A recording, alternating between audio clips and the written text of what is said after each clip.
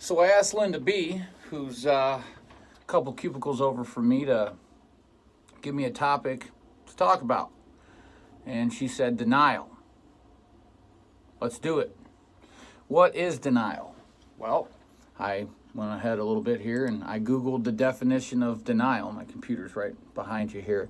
It says the action of declaring something to be untrue, or the refusal of something requested or desired, or a statement that something is not true. Well, those are definitions, sure, but we deal with a different kind of denial here at True Interventions in USA Addictions, and it's the denial of the family. Oftentimes, the denial of the addict themselves. You know, I'm sleeping in my car, I'm eating out of garbage cans, I've lost my job, I've lost my children, my life is literally burning down around me. I don't have a drug problem. Not me. You're the one that's got the problem. That's denial.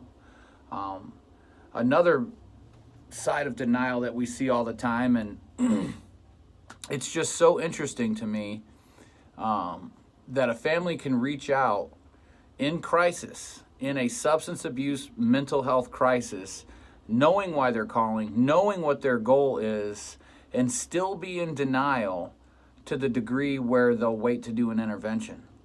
And I think that what feeds that denial is shame and fear and guilt and hope and sympathy.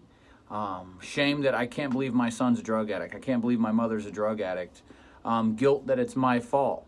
Fear that if we approach him, we'll make him mad. Fear that if we try to do an intervention on him, he'll hate us forever. Hope that if we don't do an intervention, that tomorrow will be a better day, because tomorrow's so special. I mean, this man's been smoking crack and shooting heroin for the last 17 years, but if we just wait one more day for this job interview, or for him to meet the right girl, or for this moment of clarity, if we just hang on to that hope long enough, that he'll get better. Or the sympathy. You know, we just feel so bad for him. We don't want to expose him. We don't want to make him feel uncomfortable. And all of these forms of denial kill people. Just like the case file summary that I shared, waiting is fatal. You know, the family that waited to do an intervention on their mother because she wasn't at that bottom, and that weekend they found her dead. But it's not just the families. It's not just the addicts. I believe that we as a society are in denial as to how bad this thing really is. We all know about the opioid crisis. It's all over national news. It's getting all kinds of attention on social media, 20/20, 60 Minutes, all those things. You know what kills more people than opiates? Alcohol. DUI crashes, cirrhosis of the liver, delirium tremens.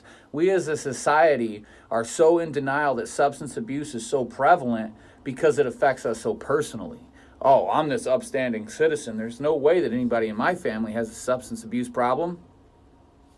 But your husband's a blackout drunk. He beats you when he's drunk. Your family's falling apart. You have no quality of life. And so it's just so much more comfortable for us people, addicts, non-addicts, whoever, to just sweep it under the rug and put on a happy face and act like everything's okay, and we're dying inside because we don't want that exposure. We don't want that we don't want to be noticed. We don't want people to know that we're vulnerable and we're hurting. But I'm going to let you in on a little secret. Recovery demands exposure.